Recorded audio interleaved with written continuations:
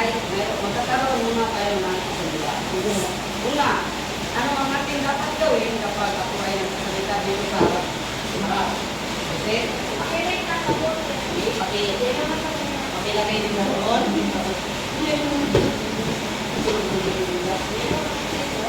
Pangalawa, kapag gusto nyo sumagot kung tanong, ano yung dapat gawin? Saan?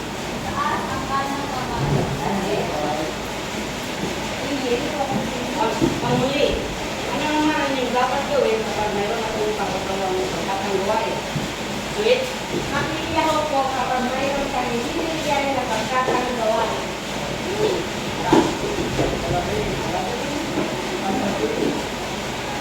Ano-ano nga ang ating tatlong kasunduan? Rio? Makinig ang mabuti, kalang kamay at makiyaw po. Okay, palapakan nyo yung mga sarili. Bago tayo magpakuloy ay, may naalala ba kayo dati ating hapon? Ating lumay? Aamit nga tayo kapon po about sa tungkol sa ang Pilipinas ay isang bansa. Okay, palapakan nyo si Jumay. Yeah! Ngayon, dahil alam nyo na ang klase natin tapos ay magpatuloy na tayo sa pagkakataon ng Diyos. Bago ang lahat ay ibigyan ko lang kayo ng isang sobre at at buuin nyo ang mga salita ng nasa loob ito. Sino gusto mag-voluntaryo? Set?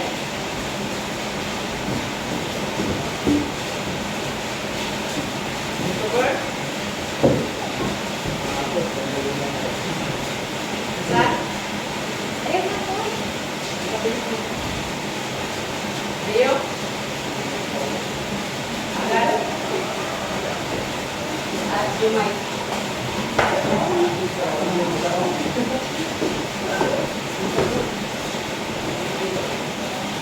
Ang gagawin nyo lang ay ilagay nyo lang sa pizarra ang mga salita.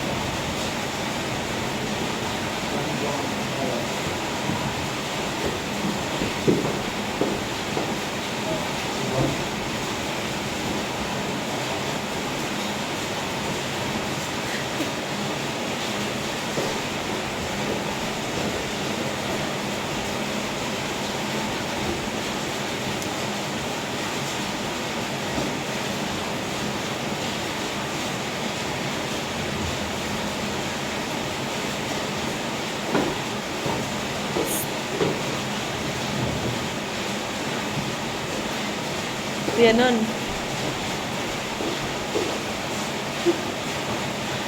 Rizal.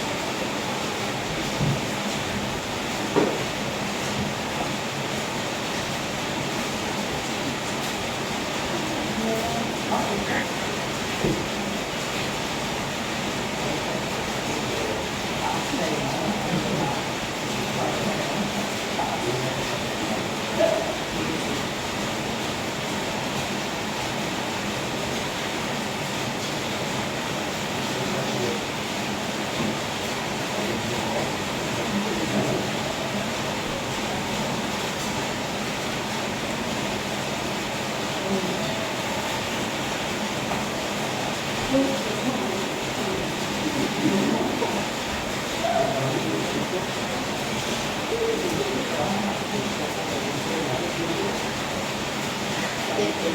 Yan.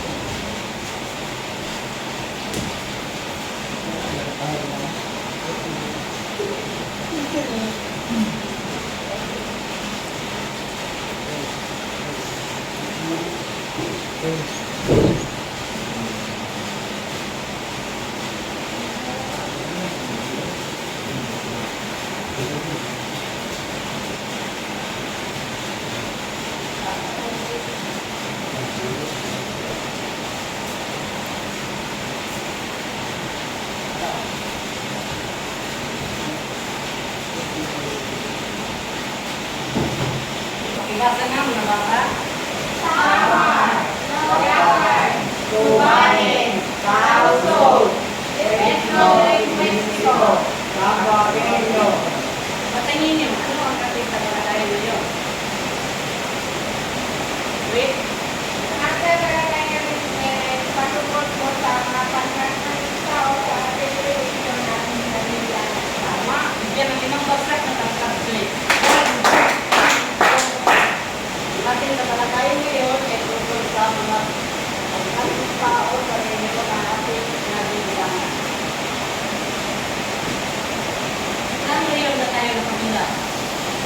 Right? Ka-reunite. At ka-reunite ay may tatlong mga lalawigan. Ito ay ang Zamboanga del Norte, Zamboanga del Nogay, at Zamboanga del Sur. Para ipagpatuloy natin lahat na yan ay papangkatin ko kayo ng tatlong pangkat. Magbilang isa hanggang tatlo. Dua. Tatlo. Ang unang pangkat ay katalagayan ka ang tungkol sa ethno-linguistiko. Ang pangalawang pangkat naman ay katalagayan ng ubanin ng kanauso. At ang pangatlo naman ay ang tama orang sa opinion. Mauna tayo sa unang pangkat. Sino lang ang unang pangkat ito? Okay, katalagayan mo.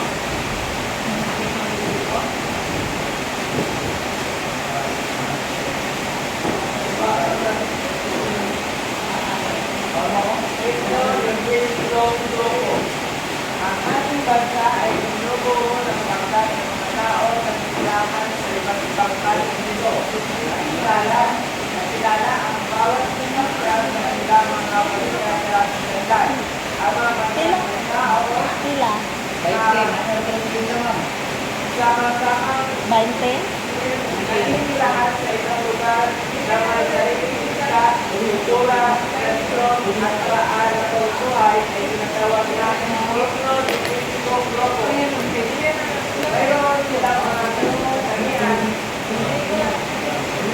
Mayroon silang mga katangian na kakaiba sa bangka.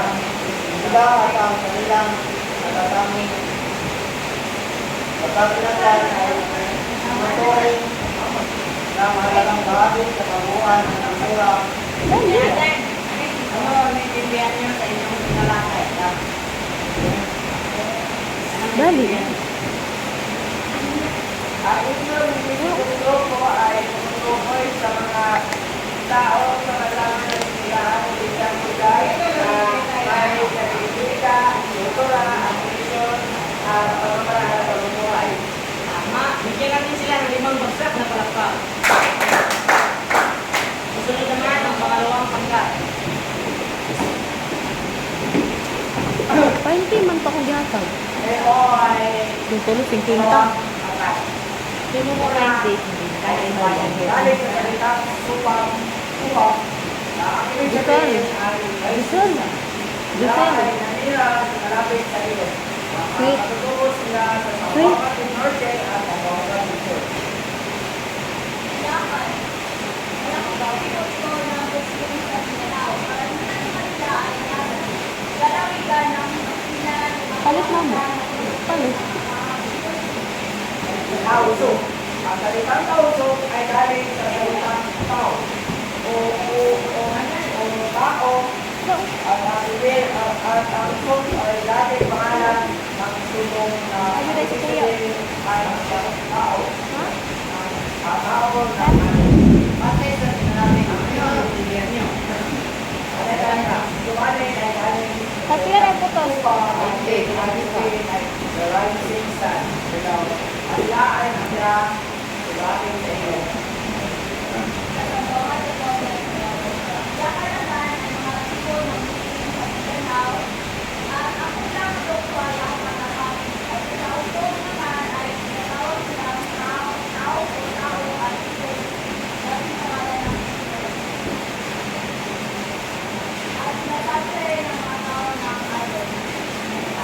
Bigyan natin sila ng 5 bagsak na palpa.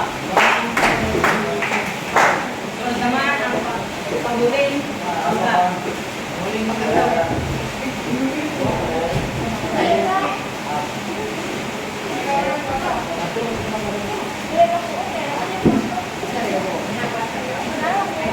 Tama o tama. Ay isang ring ito na koko ng leon. Mga kapitamo sila na yung last door. Yung nalaroon taon ulo. Ang tingnan ko sa tama o tama ay isang mga matutulog yata. Ang tingnan ko sa ulo. At hindi naman tayo katutungo sa Samboret. Ang Samboretyo ay katutulong tangan sa bongga. Sila ay may malaking influensya sa kultura ng mga tayo. So kapag sinasabi natin sa Samboretyo ay sila ay mga katutulong tangan sa bongga, di ba? Dahil naman sa Samboretyo, sumama talaga. At sila ay malaking influensya sa kultura ng mga Espanyol. Bigyan natin sila ng 5 bagsak na palpa. Ngayon, dahil alam ko, naiintindihan nyo ang ating kaya ngayon, ay papanatin ko kayo sa 2 kanta.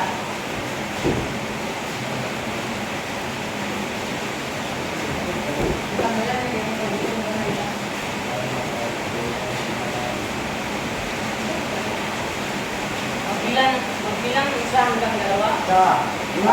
Isa.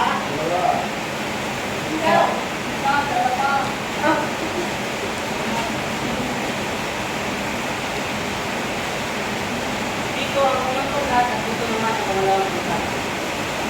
Yun, ay bibigyan ko kayo ng kawain.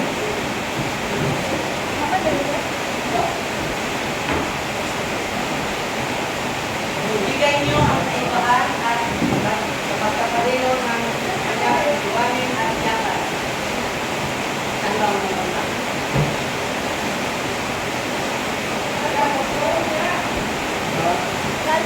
At bago ang lahat, pakilagan na bata sa ibang bayan. Sabay-sabay.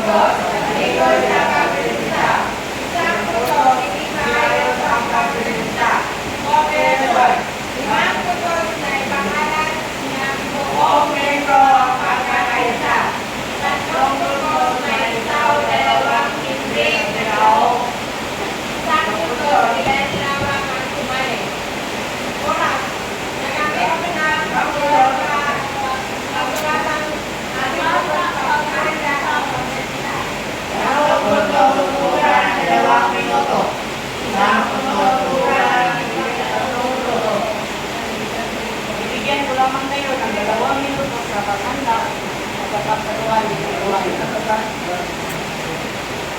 Ulat niyo ay nagsisimula na.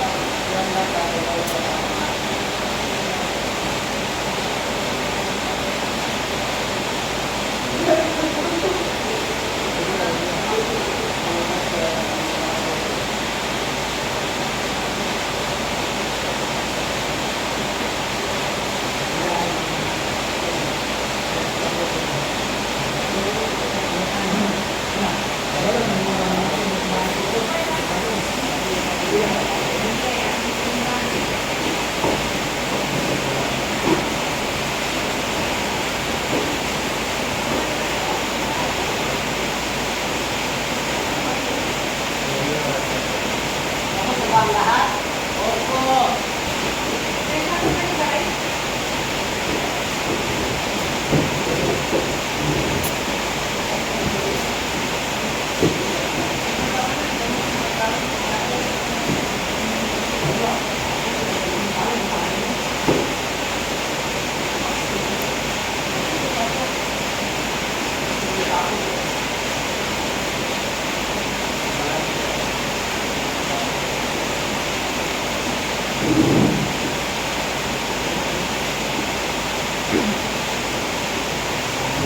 Dahil nauna, ang pangalawang pangkat ay kailangan natin unang pakikiyat na kailangan sa pagpapaliman natin. Saan ba ang pangalawang pangkat? Pakikaliwanag sa inyong gawa. Ako ba ang tiyakan?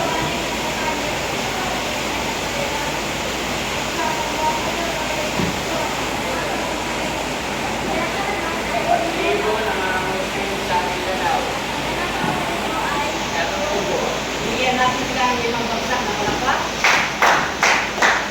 So, naman ang unang pangkat. Dito naman na.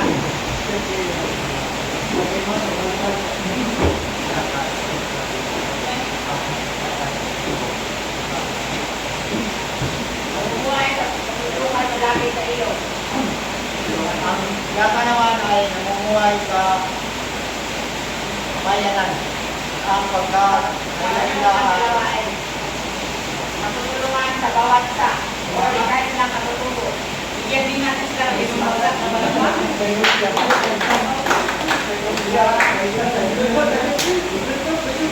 Nakaparehong grupo ay bibigyan ko ulit kayo ng pangkatang gawain. Ang unang pangkat ay isasagutan nila ang buhay ng mga yakan.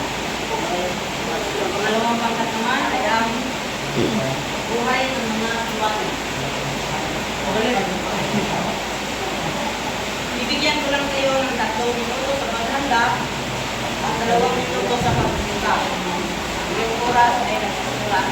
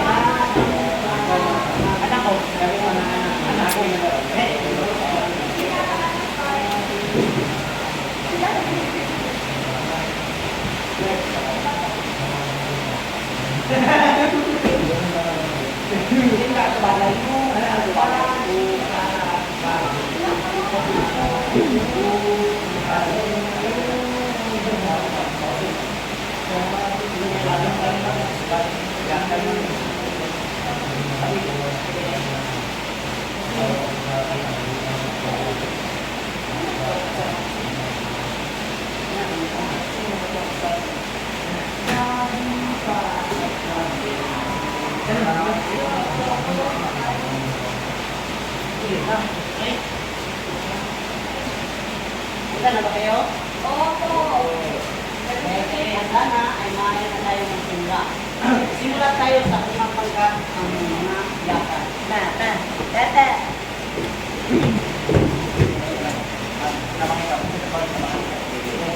Magandang hapon sa atin lahat. Ito ang masasaklahan na unang pangkat. Patungkol sa nakal. Isang araw ay nag-visit na ang mag-ina para maghari ng dahilan.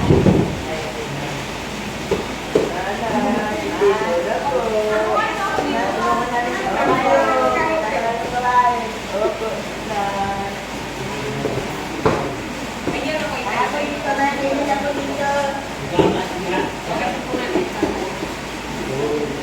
At yun lang po. Salamat. Bigyan natin sila ng 5 bagsak na palakpak.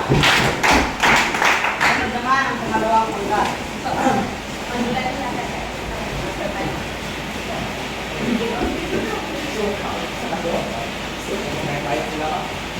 Christopher, tulungan mo ang kapatid mo na magkain ng mga kulay.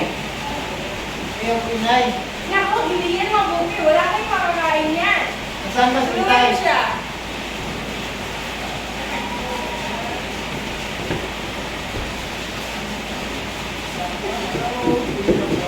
Kaya kayo at pagkatapos yan, kumuha tayo ng isa sa ilo. Bigyan din natin sila ng 5 bagsak na palakpak. Ngayon, sa magbibigay ng puntos, mauna tayo sa unang gawain.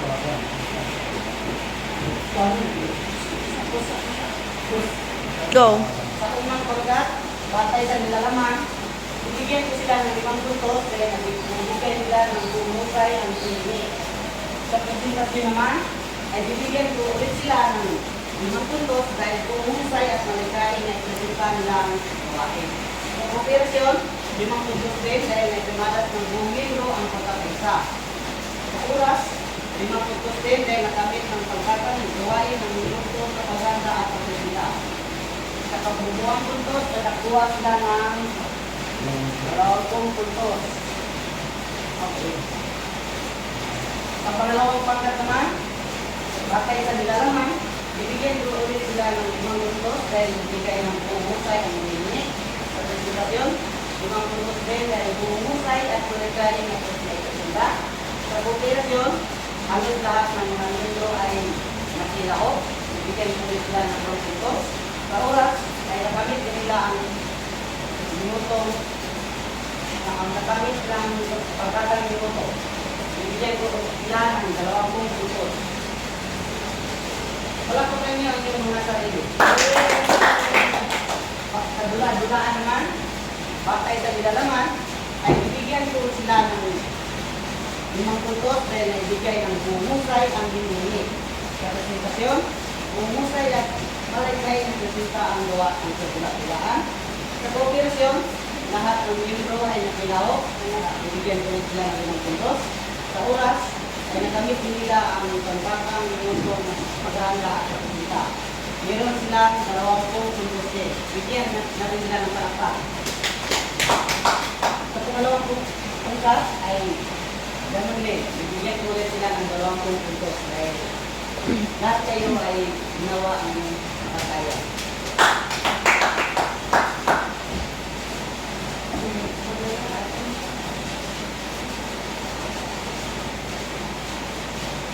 Ano nga ang tinalakay natin ngayong hapon? Kasi? Matalakay natin na yung hapon at tungkol sa mga pangkat ng mga tao sa iyo. Tama. Bigyan natin sila ng 5 bagsak na palakpak. Anong bagsak ng tao ang tinalakay natin ngayon? Sweet? Lausog, subanin, sama, at yakan. Tama. Bigyan ulit natin siya ng 5 bagsak na palakpak. Ngayon, dahil gusto nyo nang intindihan ang ating talakayan ngayon, ay pupunta na tayo sa ating pagtataya. Kumuha lamang ng isang dapat na papel at sagutin ang bago ang lahat. Pakibasan muna ng panuto. Sagutin Sabay-sabay. Sunod na katanungan. Sulat ang sagot sa inyong papel. Bibigyan ko lamang kayo ng 5 minuto sa pagsasagot ito.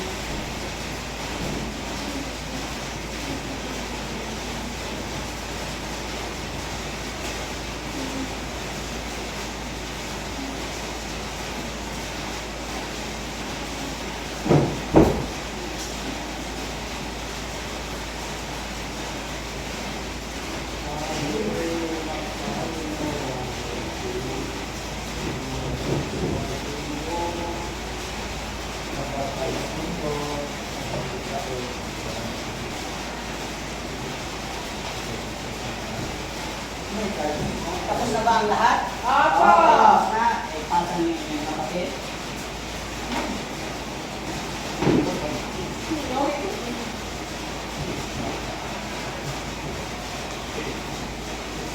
Ngayon, dahil kayo tapos na, ay bibigyan ko kayo ng kaklang aralin at gagawin niyo ito sa inyong bahay.